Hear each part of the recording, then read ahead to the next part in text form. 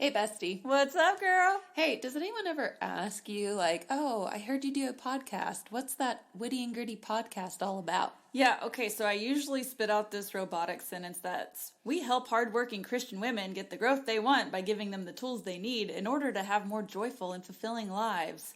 So that's usually what I say, but I'm also monotone. Y'all know this. And so it's just like, wah, wah, wah. So Farron, what does that mean? Yes, well, my response is not as fancy, even though I've heard you say that.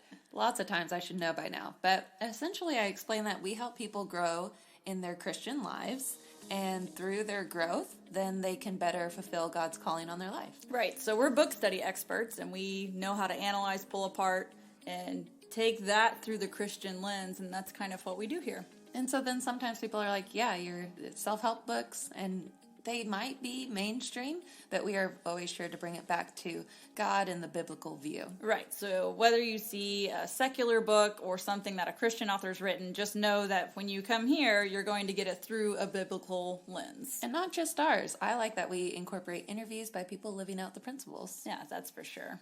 So that's your little bonus if you stick around through the series, which we hope you will. Yay! Here we go! All right, episode 152, How to Win Friends and Influence People in the Digital Age. Yeah, we're going to have to figure out a way to shorten that, but I kind of enjoy watching you do it every time. Yeah, I'll just muscle through this mini-series, I guess. Don't they have, like, speed readers, right? Like, people that can read really fast? Maybe I'll work on that skill. I think you have it. Oh, wow, thanks. We just got to, like, train, and then you'll be even faster. Use my powers for good and not evil, I guess. How could you do that for evil? I don't know. Maybe be the person at the I'll end of the commercial. Yes, the disclaimer where it's like, sorry. Side effects include diarrhea, vomiting. Every time I see that, I'm like, man, whatever they have, it must be that's bad. better. Yeah. You'd rather have diarrhea than have whatever it is you have. And then I just feel sad for those people, but maybe I'll look into auditioning for saying diarrhea really fast, I guess. Farron, is that what you're saying? Well, now I'm sitting here thinking technology-wise, they probably just say it at normal speed and then speed it up. Oh, that's like the Friends episode where Joey's like, what a cool job. You have 2 new messages. Anyway. Man, I was trying to think of a story of, like, one of my kids was like, do you think they do it this way? And I was like, no. Like, they're like a human inside the radio or something like that. It's like, no, there's no little person living in my stereo. But or is there? I don't know. Maybe. Okay, well, back to this. Yes, we are in part 1 of this book, which is The Essentials of Engagement, which we talked about. If you walk away with nothing, just at least have these 2 episodes, last week's and this week's, so you can set yourself up for sort of success. But see, it's really a trick, because we know once you hear both of these, you'll want to hear the rest. True. If you are getting hung up on the title and you jumped in the second episode, just try to get past the maybe manipulative factor that could be conveyed in the title, because that's really not accurate. It's more of your character and having a positive impact on people. Don't you want to have a job where you're positively having an impact on the world and those around you? For sure. Because as we talked, you're either having a positive one or a negative one. Yeah. There's no neutral. True. All right, so then chapter 2 in this part 1 is called Affirm What's Good. Yes, so that's basically what it sounds like. Affirmation. If it's good, say it. Has there been, I'm going to ask you, if you have anything off the top of your head, a pivotal, like either moment in time or something someone has said to you at the exact right time, and you're like, oh my gosh, I'm going to go do that thing. Yeah.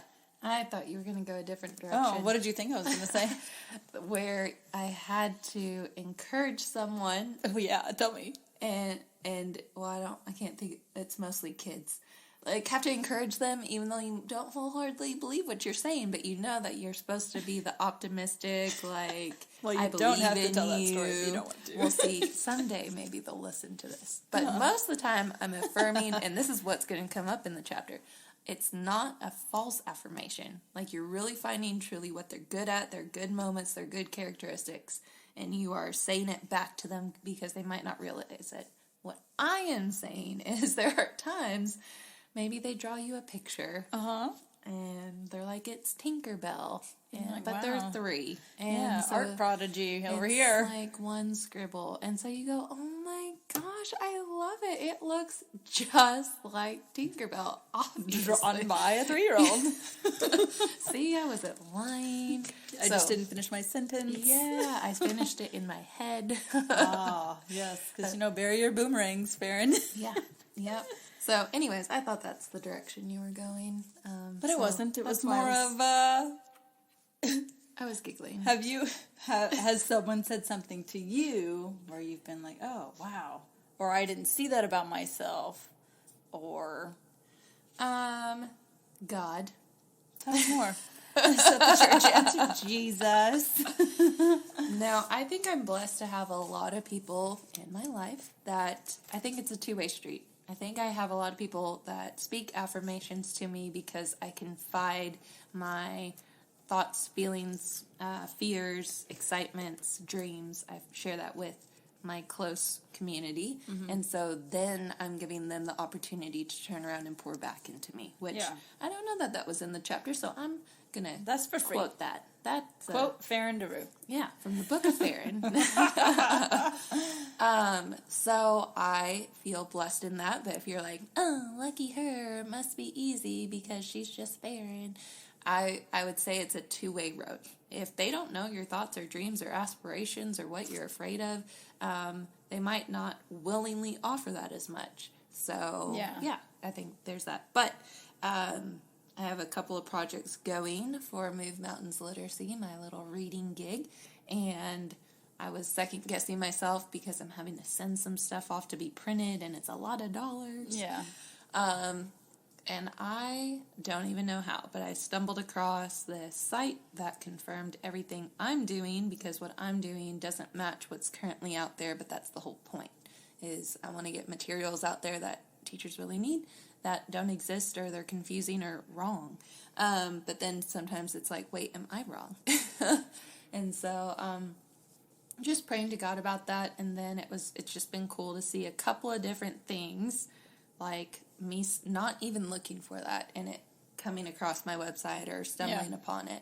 And so I've just took those as little God winks, God nudges, as like, no. You're on the right track. Yeah. So yeah, that's been affirming, I guess. That's awesome. Yeah. Look at you. You go, girl. But I had to pray for it.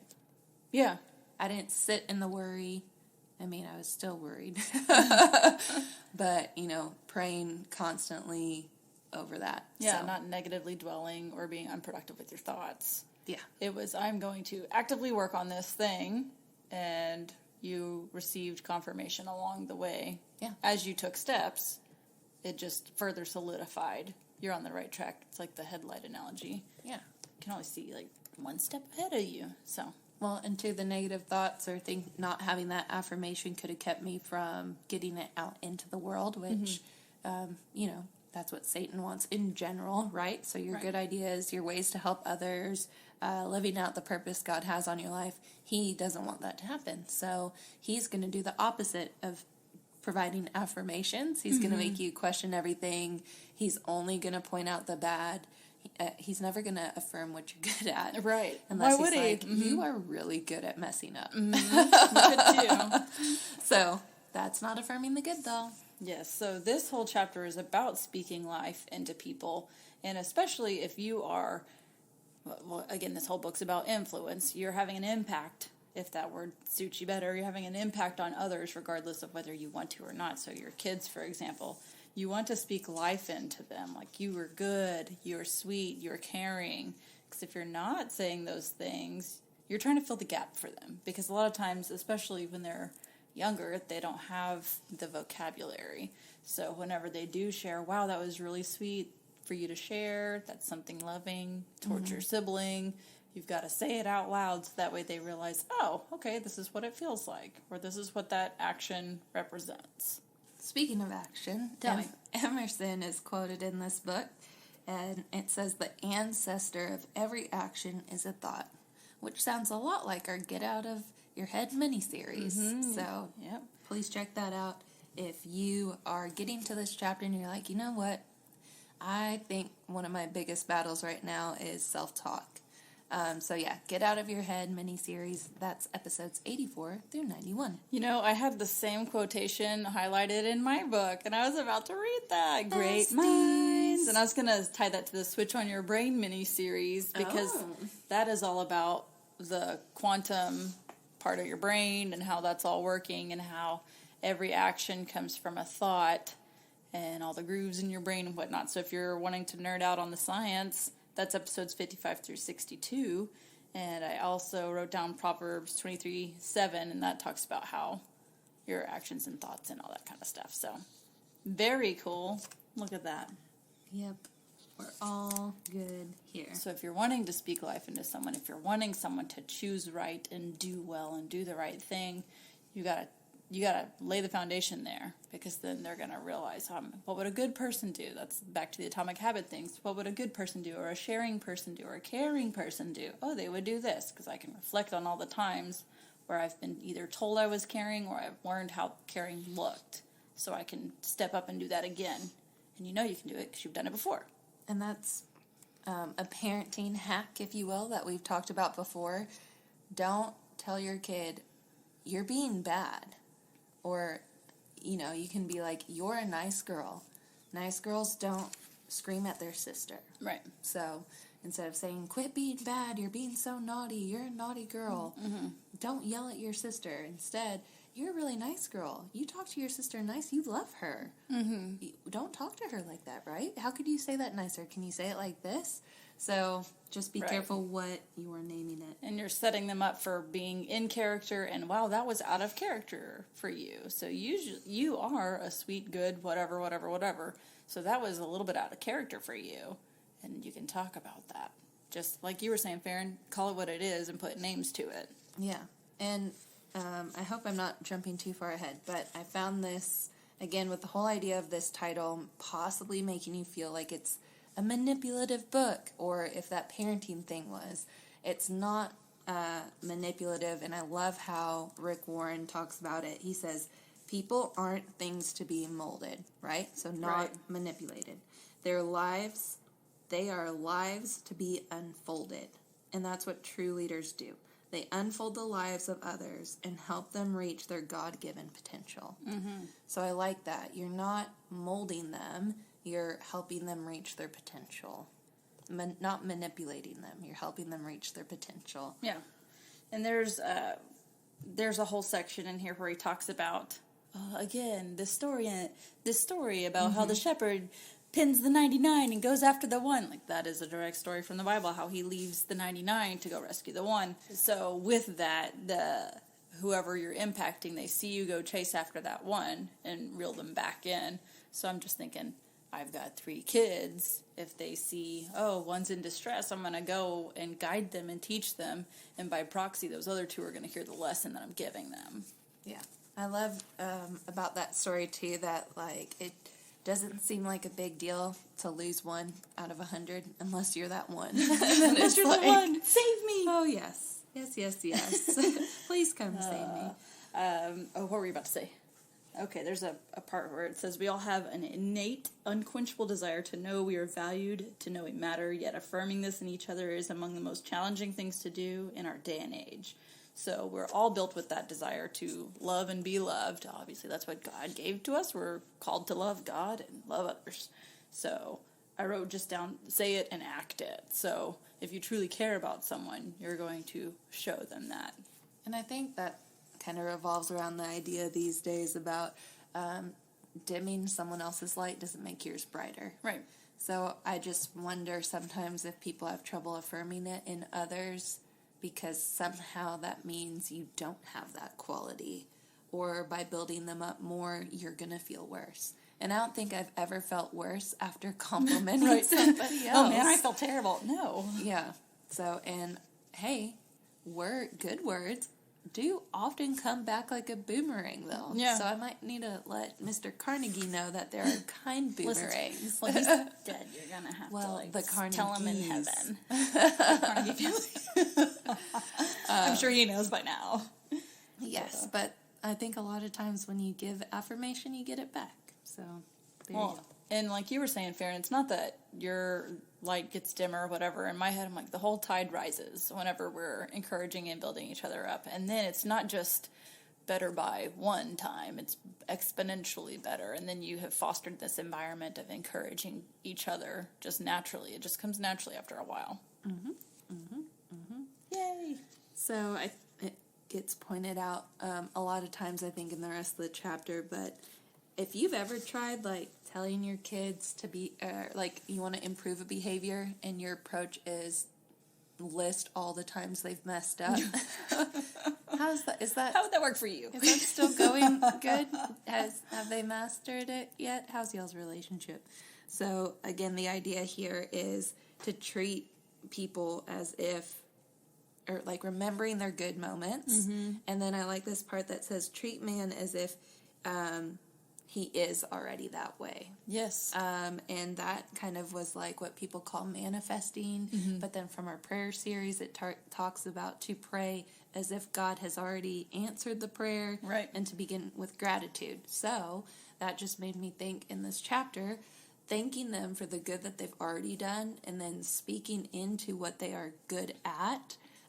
So that way you can unlock that potential. Yes, so a way that looks practically with what we're doing at our house when we pray with our kids, like I'll say, thank you, God, for Scout and that you made her so sweet and kind and loving towards her siblings. And then I give an example from that day. So thank you for letting her play so sweetly with Rhett with his dinosaurs today, and how they were talking nicely and they got along really well. And then next character trait that I need her to have. So if you're like, oh man, what character traits? Fruits of the Spirit. So if you want to start with one, okay, loving, joyful, peaceful, and then that's just a way you could, if you were trying to figure out what to say, start there. I like that for two reasons. One, if you have the habit of praying every day, then you can link that habit of building your kids up, speaking affirmations by include it in the prayer. Two, if you're like, man, I don't know what to pray about, there you go. Start. What is it, Galatians? I'll link it. Yep. I should know where that verse in the Bible is. I use it enough, but... Hey, I'm impressed I got a with quantum Zeno effect myself. Your scripture recall is quite insanely awesome. The other thing that we've been doing, because we've done a little bit of that, but I'm trying to be, like, intentional about bragging on them in front of them to Jacob. Yeah, that's really good. Because, you know, he's around more, but, you know, if he wasn't there to see it, because then he'll dote on them, and it's another round of like, oh my gosh, that was so awesome. So, yes, piggybacking off of that hack, sometimes I'll either text someone ahead of time, like I'll text you or Emily, and be like, hey, we're about to FaceTime you about XXX or whatever, and then when you pick up, like, the other person is prepared to begin speaking life in them, because what Morgan and I have talked about, and you and I have talked about this too, you want other Christian adults to speak life into your kids as well. Like, you pray for their coaches, you pray for their teachers, all that kind of stuff. But if you have, like, that call list, you know, when you do potty training, you're like, oh man, y'all, we're potty training this week, so be ready. If it's a FaceTime, it's someone celebrating, so be excited. So have that, call on that, and that's just another way you can be like, hey, Sloan did really well today on this soft skill or fruit of the Spirit here. We're going to FaceTime you and talk about it. And you want them to be able to articulate it, and team effort there. But, again, fostering that environment. I appreciate this heads up. I remember one time Sloan made me something, but then she handed it to me in the midst of, like, it doesn't take much for me to get visually, like, overstimulated with all the things, because my mind's already going a million miles an hour, but then the outside of my mind was going a million miles an hour, and just some key phrase, like, I can't wait to look at this with you later, and put it in my pocket, and you did a drive-by, and you're like, she was really hoping you'd look at it now. And so I was like, actually, you know what? Why don't we look at it now? Because to me, like, my kids know, like, we've established that I will come back, and then I know I got to go above and beyond because I've delayed it. But Sloan does not know that, because she doesn't know the hidden rule. I am not her mother. Yes, she has not lived with me many years to know this. And so, yeah, I appreciate that. Oh, I do like this part where it says, I'm just going to quote it, it's unreasonable to expect any of us to be on our A game all of the time. Certainly we all miss opportunities we should have taken, but we can all measure our own skills over time. Do the messages you send with your written words, spoken words, your presence, tip the scales toward affirmation or aloofness. I like how, again, it's the either or. You're either in it, affirming, or you're just distant, not saying anything. Mm-hmm. I think a lot of people would say I'm laid back. Maybe I am. Externally, you appear Externally, laid back. I am apparently laid Internally, back. no. And I don't really rage a whole lot, but I think I'm busy. My mind is busy. I'm thinking a lot of things. Worry used to be. Still, it pops up different times. But anger hasn't really been a huge thing that I've had to work on. It's more anxiety and worry and fear. But I think it's because I realize I mess up. Yeah. Non-stop. And so I've always been quick to give grace to others and to just not assume the worst, because I know I say some stuff and then later I'm like, oh, That dang, came out of my mouth. they probably took that the worst way possible. Boomerang. I didn't even mean to throw that one. So I think that's just something I've kind of always had, because I do.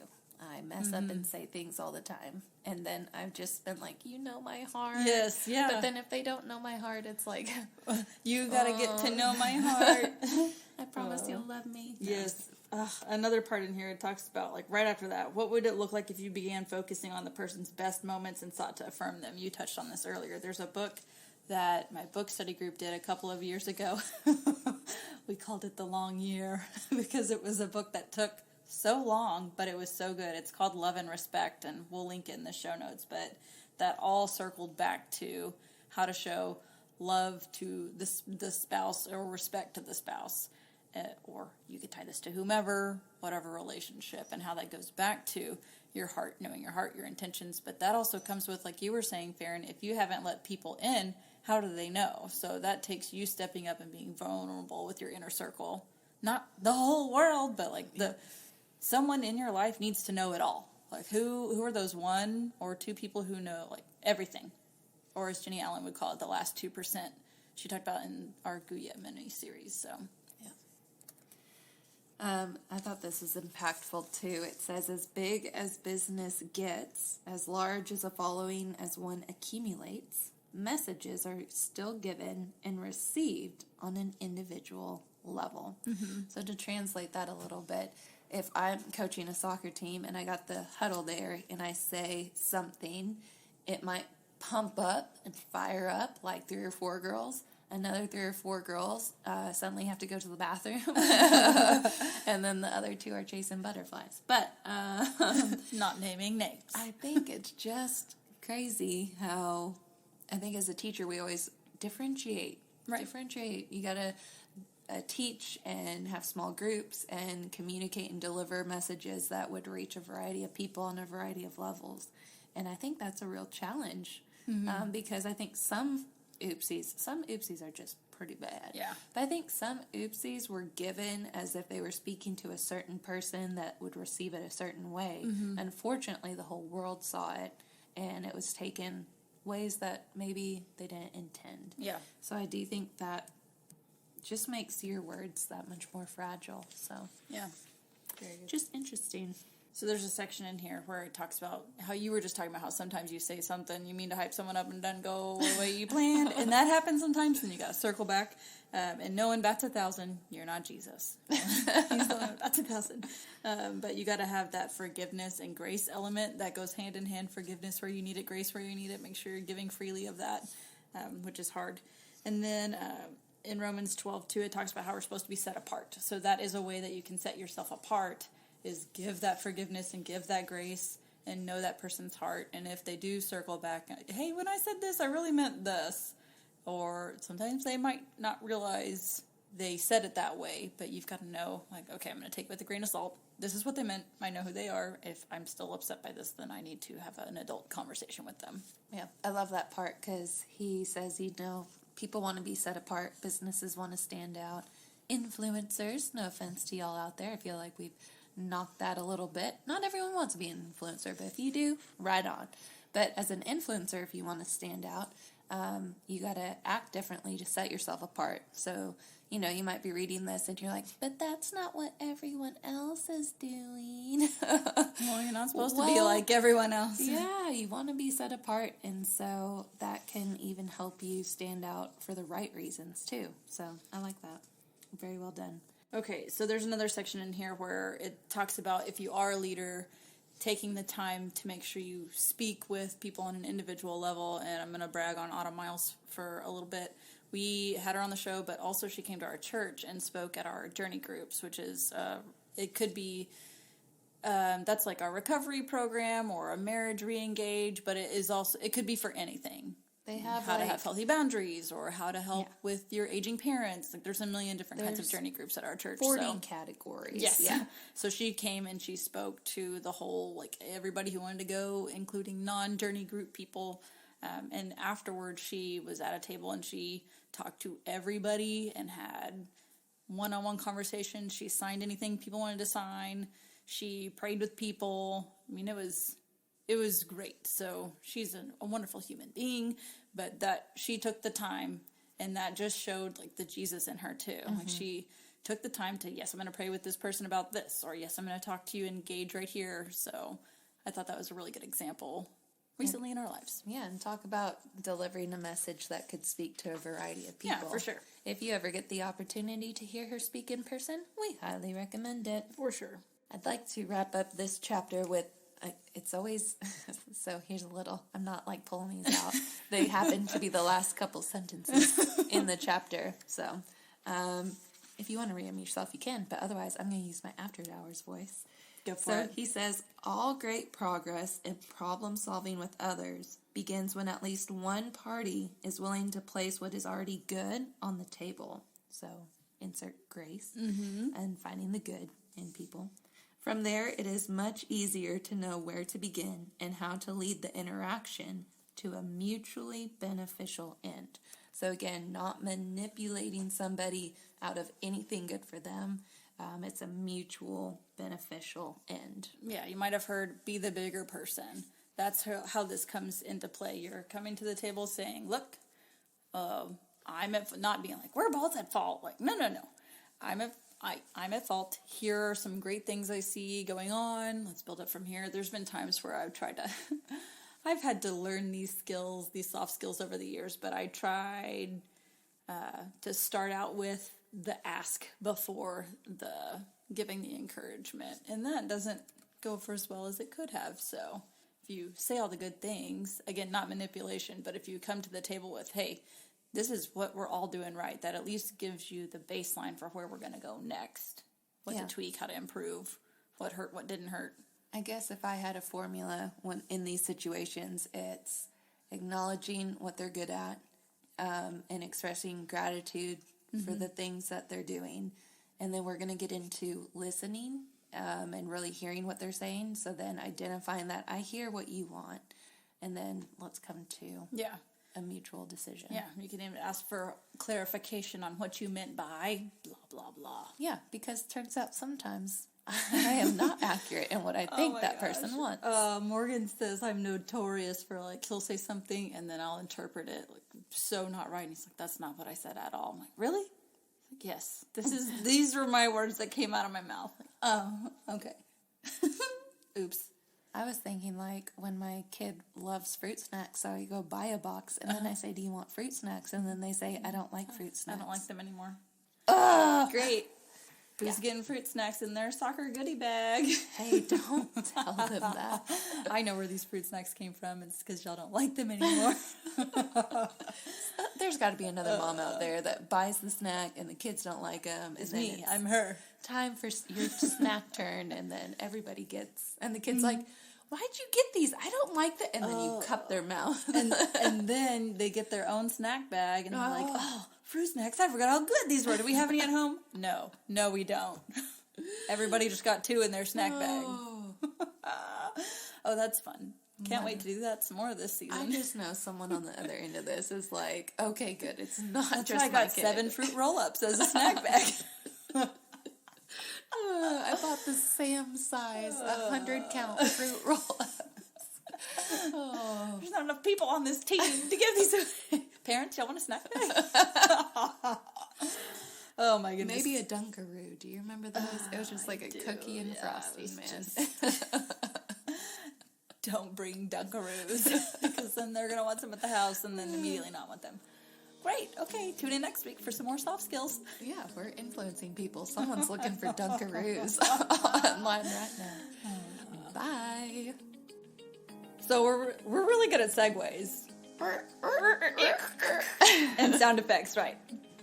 Yes, so that's the end of our episode. But if you find yourself wanting more, and who could blame you, Brooke, tell them where they can find us Monday through Friday. We have a lovely website. It's wittyandgritty.blog. You can go there. It has every mini-series ever we've done. What about the socials, Farron? Yes, we are on Instagram and Facebook primarily, but we do also have a Pinterest account, so be sure to follow us on your favorite social platform. Yeah. Oh, also, fun fact, we release episodes every Wednesday, so you can count on us. Be sure to subscribe. That way you don't have to go and find it every week. Yeah, it'll just automatically do the magic computery thingy. Thank you, technology. Go Thank you. technologies and Instagrams. Yes. All right, we'll catch you next week, guys. Bye.